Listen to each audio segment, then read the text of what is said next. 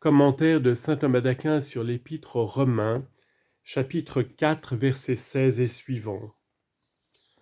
On aurait pu entendre que la loi produit la colère quant aux observances légales pratiquées dans le temps de la grâce, selon ce que dit saint Paul en Galates 5, 2.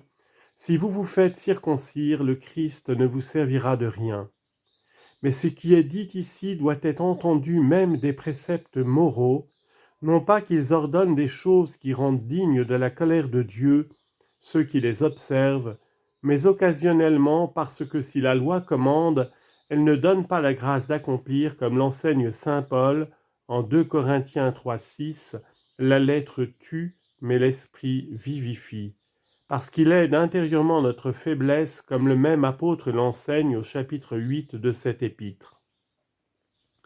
Lorsqu'il dit au verset 15 « Où n'est pas la loi », il montre de quelle manière cette loi produit la colère en disant « Là où n'est pas la loi, il n'y a point de prévarication ». Parce que, si l'on peut sans la loi pécher en agissant contre ce qui est naturellement juste, on ne peut appeler quelqu'un prévaricateur qu'autant qu'il transgresse une loi.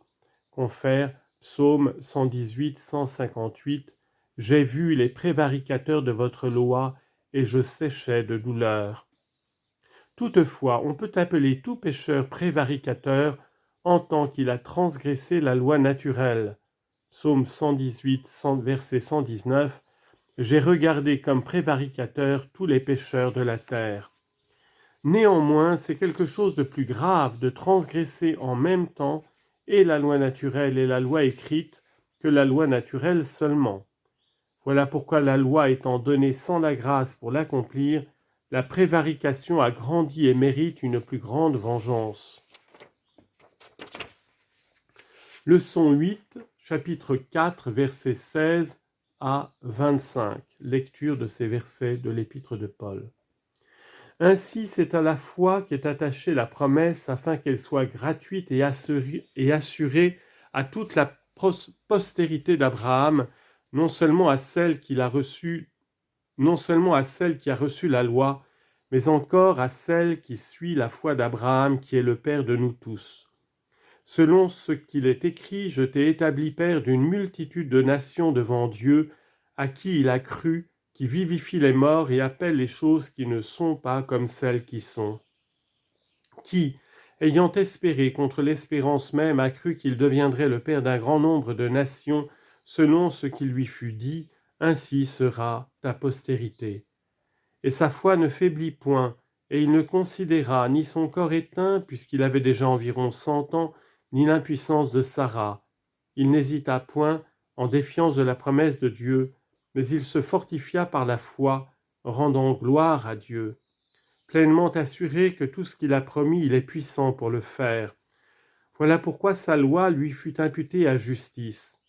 Or ce n'est pas pour lui seul qu'il est écrit que sa foi lui fut imputée à justice, mais aussi pour nous à qui elle sera imputée de même, si nous croyons en celui qui a ressuscité d'entre les morts Jésus-Christ notre Seigneur, qui a été livré pour nos péchés et qui est ressuscité pour notre justification. Commentaire de saint Thomas. Après avoir montré que la promesse faite à Abraham et à sa postérité ne doit pas s'accomplir par la loi, l'apôtre établit qu'elle doit être accomplie par la foi. Pour cela, d'abord, il fait voir de quelle manière cette promesse doit être accomplie. Deuxièmement, en qui elle doit l'être à ces mots au verset 16 pour tous les enfants. Troisièmement, par qui à ces autres verset 17 qui rend la vie aux morts. Premièrement, il pose donc d'abord sa conclusion par une sorte de dilemme. On voit qu'il est nécessaire que la promesse soit accomplie par la foi ou par la loi. Elle ne l'est point par la loi, puisqu'alors elle serait anéantie. Donc, conclut l'apôtre au verset 16, voilà pourquoi elle l'est par la foi, c'est-à-dire voilà pourquoi nous obtenons ce qui a été promis, la possession du monde en héritage, confère 1 Jean 5, 4, la victoire qui triomphe du monde, c'est notre foi. Saint Paul confirme sa déduction par la contradiction de la raison qu'il avait alléguée. Il a été dit que si la justice venait de la loi, la promesse serait anéantie, mais si elle procède de la foi, elle demeure stable par l'efficacité de la grâce divine qui justifie l'homme par la foi. Aussi dit-il au verset 16, afin que la promesse de Dieu demeure stable, selon, non par les œuvres de l'homme qui peuvent faillir, mais selon la grâce qui est infaillible. Confère 2 Corinthiens 12, 9, ma grâce te suffit, et encore 2 Corinthiens 1, 20, c'est en lui, à savoir en Jésus-Christ, que toutes les promesses subsistent, c'est-à-dire ont leur vérité. En disant au verset 16, pour tous les enfants, l'apôtre montre en qui a été accomplie la promesse. D'abord, il expose ce qu'il veut établir, et il dit que la promesse qui doit être ainsi accomplie par la foi demeure stable par la grâce pour toute sa postérité, c'est-à-dire pour quiconque sera de quelque manière que ce soit de la race d'Abraham. Ecclésiastique 44, 11, les biens demeurent à leur race, leurs neveux sont un saint héritage. Deuxièmement, à ces mots, non seulement pour ceux qui ont reçu la loi, il explique ce qu'il avait dit à toute sa postérité.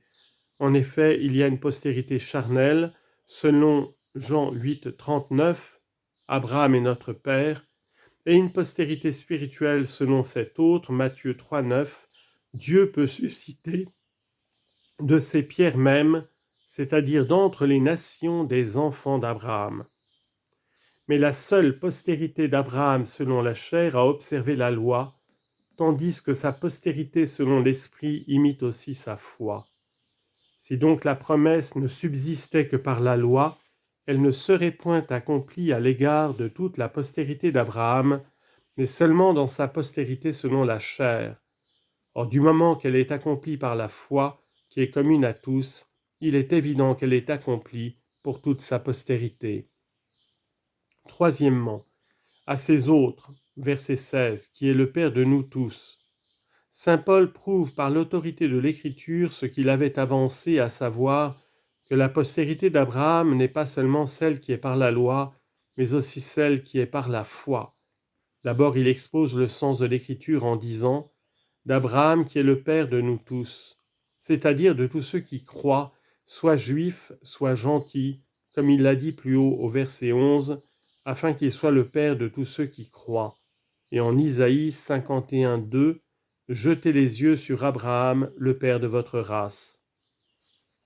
Deuxièmement, il cite le passage au verset 17, comme il est écrit en Genèse 17, 5, « parce que je t'ai placé pour être le Père d'une multitude de nations ». Un autre texte porte « je t'ai établi », ce qui ne fait pas varier le sens. Confère Ecclésiaste 44, 20, « Le grand Abraham est le père de la multitude des nations ». À ces mots, verset 17, devant Dieu, il explique ce qui précède, car il a été dit « je t'ai placé » comme si ce qui ne devait s'accomplir que dans la suite des temps et longtemps après le fut déjà. Mais ce qui en soi n'est que dans l'avenir est présent à l'égard de la providence de Dieu selon ce passage, Ecclésiaste 23, 29, « Toutes choses étaient connues du Seigneur Dieu avant qu'il les eût créées. De même, il les voit toutes depuis qu'il les a faites. » Voilà pourquoi l'apôtre ajoute, « Ce qui a été dit, je t'ai établi, doit être entendu devant Dieu, c'est-à-dire en présence de celui à qui vous avez cru. » Car Abraham avait cru à Dieu qui lui révélait les choses à venir, comme s'il les eût vues présentes, parce que, comme il est dit en Hébreux 11, 1, la foi est la substance des choses à espérer, la preuve de celles que nous ne voyons point.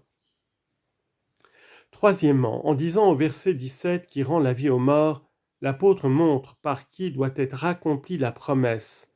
Il dit donc qui, c'est-à-dire Dieu, rend la vie aux morts, à savoir aux Juifs qui étaient morts dans leurs péchés en agissant contre la loi. Dieu les vivifie par la foi et par la grâce, afin qu'ils obtiennent l'accomplissement de la promesse faite à Abraham. Confère Jean 5, 21, comme le Père ressuscite les morts et les vivifie. Et, verset 17, appelle ce qui n'est point, c'est-à-dire appelle, à savoir à la grâce, les gentils comme ce qui est, c'est-à-dire comme les Juifs. Confère Romains 9, 25, « J'appellerai mon peuple ceux qui n'étaient point mon peuple. » Saint Paul désigne les gentils par ceux qui n'étaient point, parce qu'ils étaient entièrement séparés de Dieu, comme il est dit en 1 Corinthiens 13:2, « Si je n'ai pas la charité, je ne suis rien ». C'est par cette vocation que la promesse faite à Abraham s'accomplira, même à l'égard des gentils. Ou autrement, ce que dit l'apôtre, il appelle ce qui n'est point, s'entend non de la vocation selon le temps, mais de la vocation selon la prédestination éternelle par laquelle sont choisis et appelés comme s'ils étaient ceux qui ne sont pas encore. Confère Éphésiens 1,4, il nous a élus en lui avant la création du monde. De cette vocation il est dit, en Romains 9,12, non à cause des œuvres, mais par la volonté de celui qui appelle, il fut dit, l'aîné sera assujetti au plus jeune. Ou bien encore, il appelle ici vocation la simple notion ou connaissance de Dieu par laquelle il voit les choses futures, celles qui n'existent pas actuellement, comme si elles étaient présentes. C'est en ce sens que la vocation est prise au psaume 146,4 où il est dit « C'est lui qui sait le nombre des étoiles ». D'après ce sens, ce qui est dit ici est cité à cause de ce qui a été dit plus haut au verset 17 « devant Dieu auquel il a cru ». Deux obstacles, en effet, semblaient s'opposer à ce qui a été dit « Je t'ai établi pour être père d'une multitude de nations ». Le premier était que ce même Abraham était comme mort à cause de sa vieillesse, ainsi qu'on le dira plus loin. L'apôtre répond à cela par ce mot, qui rend la vie aux morts. Le second obstacle était que cette multitude de nations n'existait point encore, c'est pourquoi saint Paul ajoute « Et il appelle ce qui n'est point comme ce qui est ».